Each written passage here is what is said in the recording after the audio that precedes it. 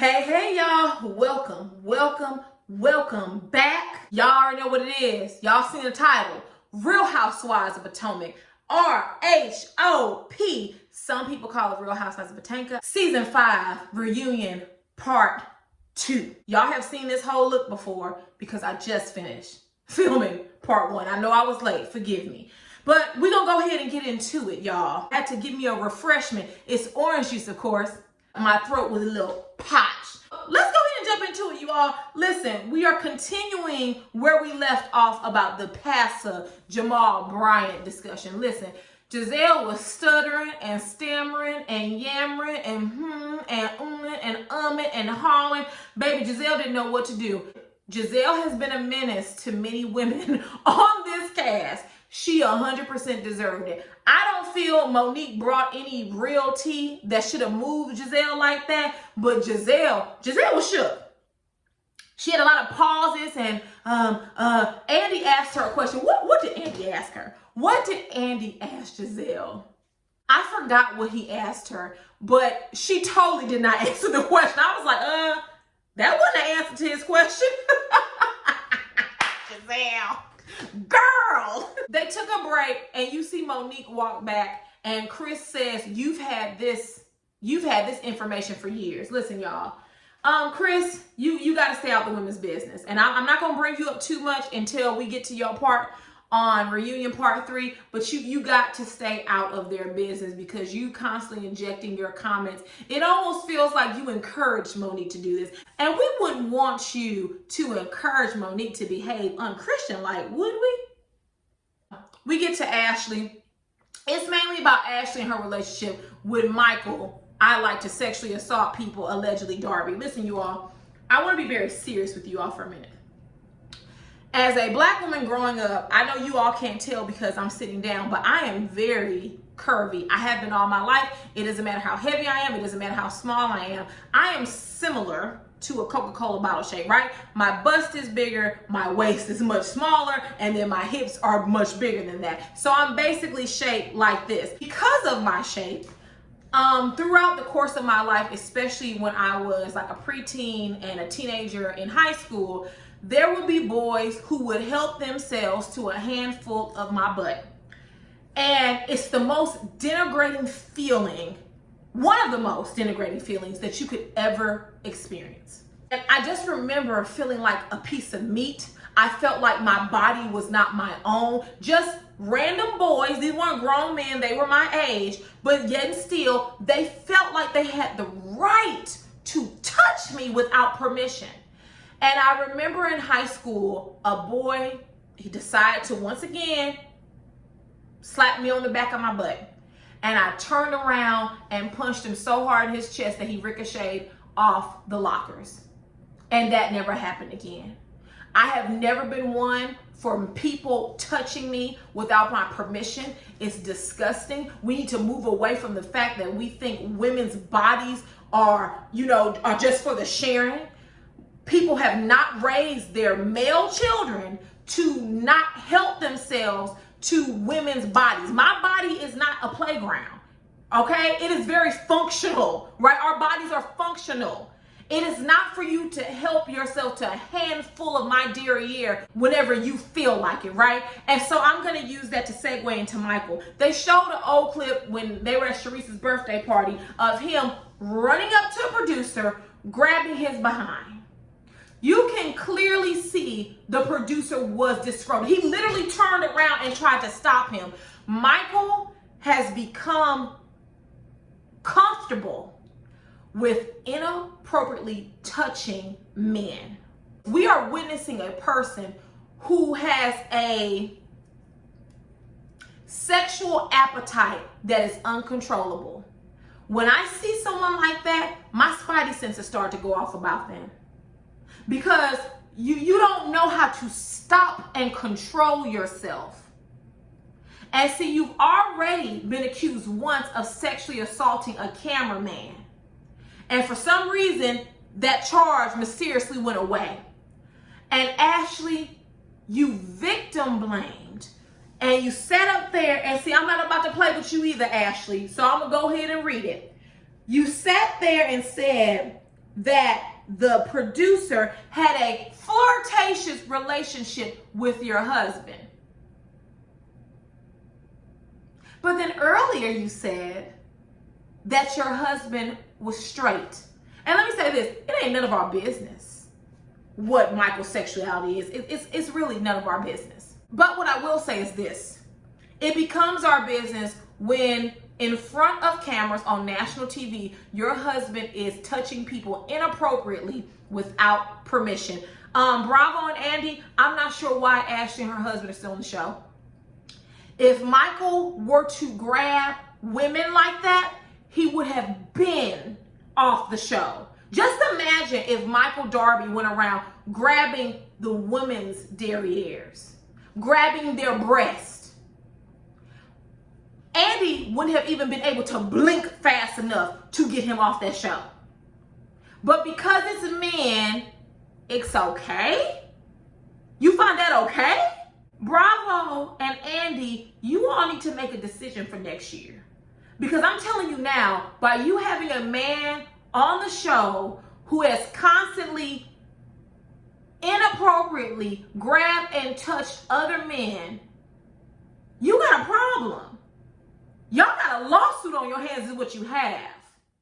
And at some point, by you all continuously having them on the show, it means that you all are accepting of his pervert behavior. It's indicative that you all are accepting of this type of inappropriate behavior, and it's disgusting. To top it all off, after Ashley victim blamed the producer and said that he enjoyed it and he calls her husband Zaddy, which, y'all, by the way, who's calling Michael Zaddy?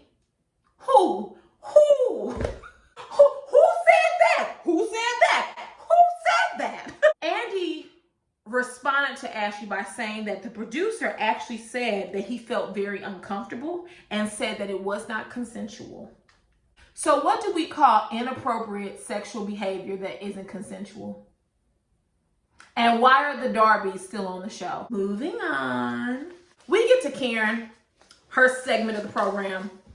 Listen, you all, I really took that statement that Karen made about I want Ray to pay back my money. I took that as being fun. I took that as her engaging in girlfriend talk. All of us who have a core set of girlfriends, we all engage in girlfriend talk. So I took that as not only was she intoxicated, but I took it as if she was saying, girl, I want my money back. You know, I think I got how she was saying it. But Karen, you're absolutely right. Ray don't owe you a penny back because he took care of you for years and you didn't have to work. Consider it closed, okay? Monique, we're going to move on to you. It's your segment. We're going to talk about the rumors about the trainer and about your child being by the trainer and not being your husband's. Listen, Monique, I've listened to this story multiple times and my question has still not been answered. And a Monique fan and or Ashley stan, because I find that if you're a Monique fan, chances are you're also an Ashley fan. I don't know why. I want someone to explain this to me. Why did Monique give all of that energy to Charisse and Gigi? Because the more she tells the story, right, the more we realize that Gigi is at the center of this and she coerced Charisse to funnel the information on the show, right? Why are you mad at Candace? You know, it's funny because I'm not about to play with you, Monique. It's funny, Monique, you said this was a 2-year ordeal. And since those 2 years, you've been around Charisse several times. You've been in pictures with her several times as acknowledged by you. And not one time did you beat her about the head like you did Candace. If it were me, I would be extremely angry at Gigi and I would be extremely angry at Charisse because Charisse was your homegirl. She helped facilitate the lie, or she helped facilitate Sherman's ex-wife coming on the show, right? And I'm gonna tell you something that my mother taught me. Watch how people behave, because how they treat other people is how they will treat you. They just ain't got to you yet. She did it to Giselle, someone she's known far longer. And now she's done it to you. What did you expect? What did you expect, Monique? Andy acknowledges the plot was never aired on TV, the full plot. So what was she upset about? We have no clue. Monique has told lie after story change after story change. We can't even, hell, I can't even keep track of the amount of times that she has changed the story, that she's adjusted the timeline. We don't have time for that, Monique. Just say you don't like Candace. Just say you've been wanting to beat her up since the prior season where she said, Monique, what you gonna do, drag me? And you said pregnant all. You've been waiting on her since then, and that's the truth. Now, Wendy, here's where I get back to you. And because I've done 2 videos back to back, I can't remember where I said it, if I said it in this one or the last video. But Wendy, Gizelle's not to be trusted. Gizelle, who is pretending to be so fond of Candace now, was the same one who sat with Monique at the beginning of the season and told her that Candace invited Charisse. Gizelle knew what she was doing. She was planting a seed. I am not going to hold Gizelle responsible for the fight. What I will say is she helped to start a domino effect. It was a chain effect from that, right? Because Monique's whole disposition changed. She said, who invited her? She said, Candace. Candace invited her.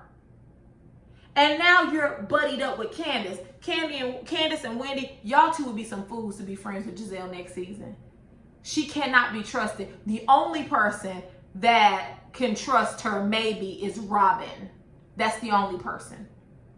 Notice that she's lying. She is saying things. She is saying Karen said things about Wendy that she did. Notice that she initiated, she fanned the flame with Monique, telling her that Candace invited Charisse. Like I said, I'm not going to blame Gizelle for the fight, but ma'am, you was in that domino chain. After the clip aired of the fight, Monique says to Ashley, I thought that was Candace pushing me. It wasn't, it was Gizelle. And let's be clear, we don't like Gizelle, but we have to be fair. Y'all know I'm an ecumenical abuser. Gizelle was pushing her. In other words, like she was moving her back, like stop, right? That's what she was doing.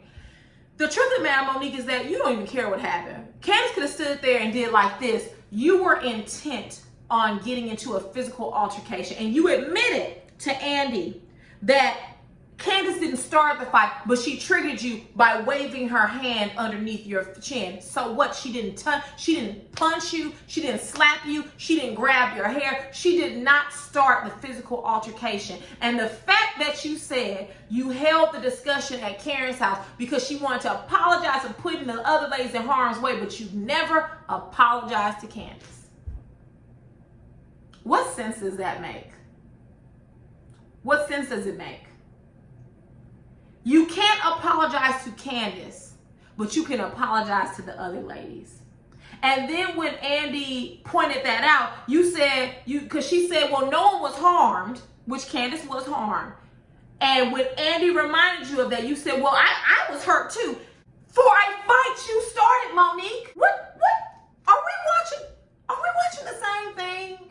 I just want a Monique fan to explain to me. And I say this sincerely because I really do want to understand the behavior.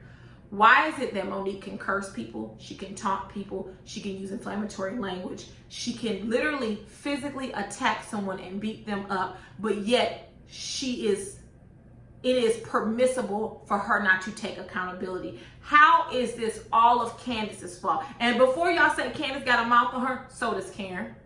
So does Gizelle. So does Monique, Ashley, Wendy. All of them have a mouth on them. When Karen said what she said to Robin at her wedding party, should Robin have taken her hand and began to beat her about the head? If your answer is no, then surely you shouldn't be supporting Monique violently attacking another person. I hear people when they say, well, I grew up that if somebody provoked, basically you end up in a physical altercation. The same people doing that, and I've heard a lot of people and seen a lot of people saying, are the same ones that wouldn't bust a grape in a fruit fight. And you all are sitting here promoting violent behavior because you don't like someone. I told y'all, I don't like Robin. I don't think anyone should have wished death on her. I think you crossed the line. It is out of order. Out of order. Just because you don't like someone's character on a TV show doesn't mean that you have to agree with them being beaten the way Monique did Candace. Andy told Monique towards the end of the reunion, he said, Monique, you're very matter of fact and dry about all of this. And Monique first lies and says, well, I'm not built like that. Then Andy reiterates or restates, like, but you're not showing any emotion. Oh, well, I was emotional. You all just didn't see it. Second lie, okay. So then Andy goes in again and she just goes, well, I was emotional, Andy. You all just didn't see it. Andy was giving a warning to Monique. He was basically letting her know that you don't seem remorseful. You don't seem accountable. Keep going. The same notice that he gave Candace, he was giving Monique. Now, how do I feel about all this, you all? It's all water under the bridge at this point. I want Candace to move on. I do think it's a bit insulting for people to tell Candace to stop crying and moving on, because when you look at the footage, every time you look at it, it gets worse and worse, honestly. And I saw some people on Twitter saying the video footage supported Monique's behavior and was looking worse and worse for Candace. You all, we've seen that video footage 1,000 times before. What was different? You all are literally making up things in your head. If anything, it makes Monique look worse. We all know Candace did like this. Go back to my video. She said, are you gonna drag me? Drag me. Those are the exact hand gestures I used. So we already know that she did all this. You know, she was dramatic. Does that mean that someone gets to violently attack you? And I'm seeing adults who are responsible adults think that it is acceptable that Monique started a physical altercation with someone because of words. If we're relating this to our jobs, right? Because I had someone tell me on Twitter that, you know, Candace creates a hostile work environment with her tweets. No more hostile than Monique. No more hostile than Monique physically attacking. Producers pull her away and then she goes right back after Candace. So you telling me that whole time she was blacked out? Or we gonna lie like that, right? Okay. What is disheartening is that I think that we as the viewing public, a lot of viewers forget that we live in the real world. We don't live in reality, we live in the real world. I want you to go to a winery and I want you to do what Monique did. And then I want you to tell me what jail you're in so I won't have to bail you out. It's the same with that Evelyn Lozada from Basketball Wives. And if there are any young ladies or young men watching my videos, yeah, Evelyn Lozada got away with throwing 2 wine bottles in a restaurant because she was on a show. Monique got away with physically assaulting someone because she is on a show. You walk your tail out there and you jump on the first person you see and see how fast you would be in jail, especially if you are a black young woman or man. Please see how quick the police will swoop down on you. Don't look at these shows and think this is real life, because it's not. Monique got away with poor behavior when she should have been sitting in someone's jail for at least a month or 2 or 3. We cannot applaud and congratulate this type of behavior because it encourages other people to do it. What Monique did was wrong, 100%. Right? Unless Candace took a wine glass and threw something in her face or hit her first, Monique was out of order. And you can attempt to justify however you want to. You don't have to like Candace. But justifying Monique's violent behavior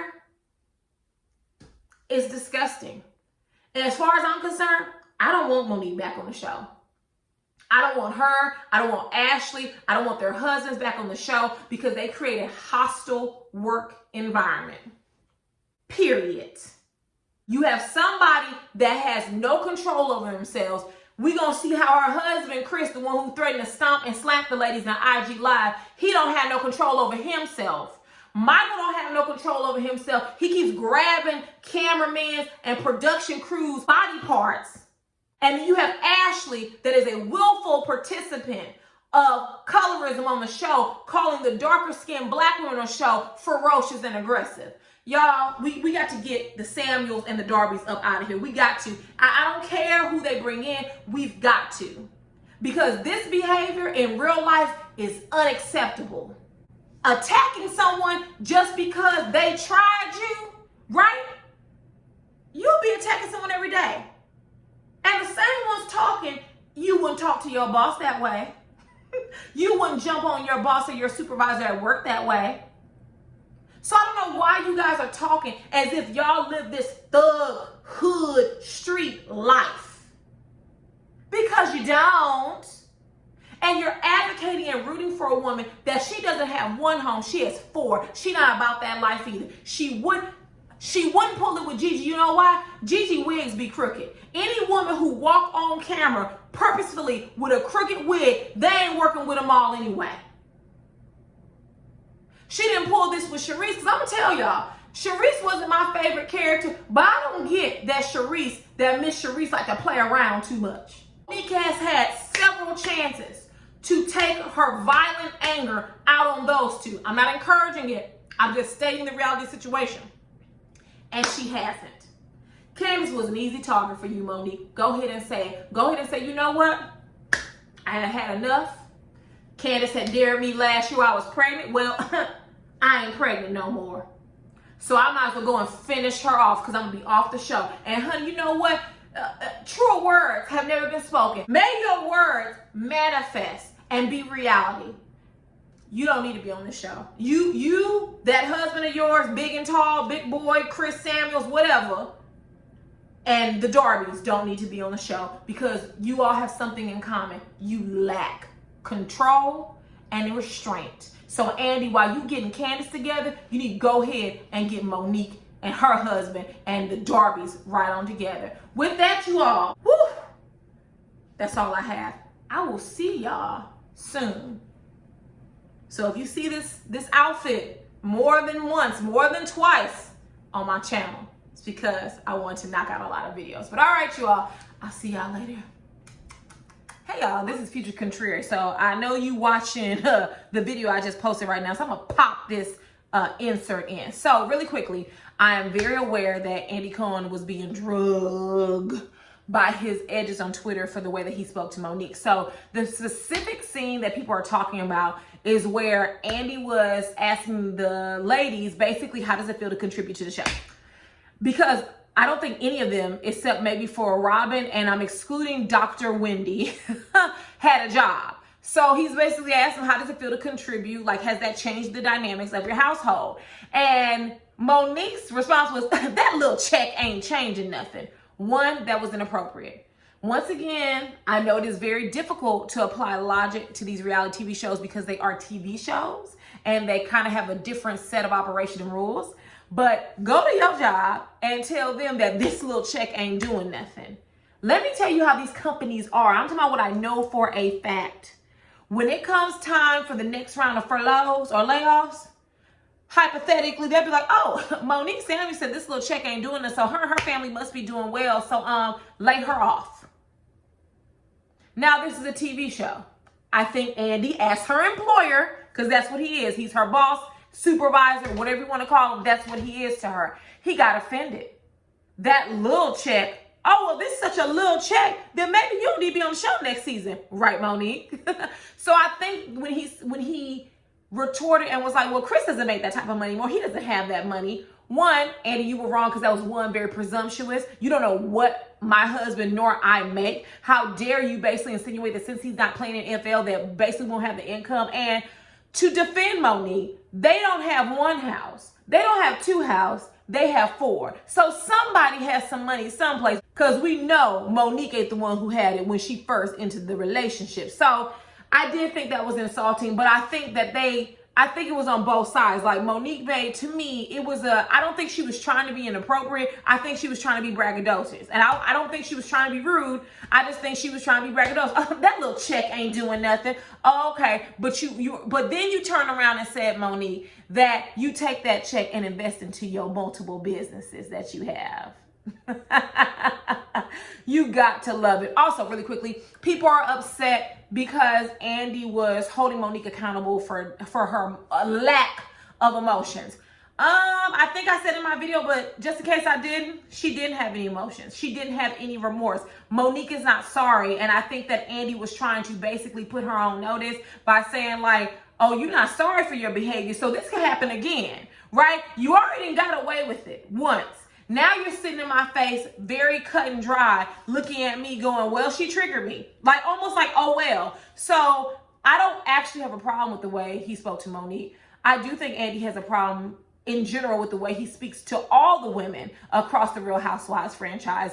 I remember years ago when he told New York to shut the F up. I mean, shut the F up. We remember that. And you all know dang on well that he wouldn't have even thought about saying that to those black women on Atlanta. So, listen, I don't really get the uproar. When he was getting Candace together, y'all was fine. Now that he getting Monique together, all of a sudden it's racism. Oh, y'all got to stop listening to Nene Leakes, who used to make $1 million per episode, okay? She just mad because they let her go, honey. Recognize the disgruntled employee when you see one. All right, that's it for this clip.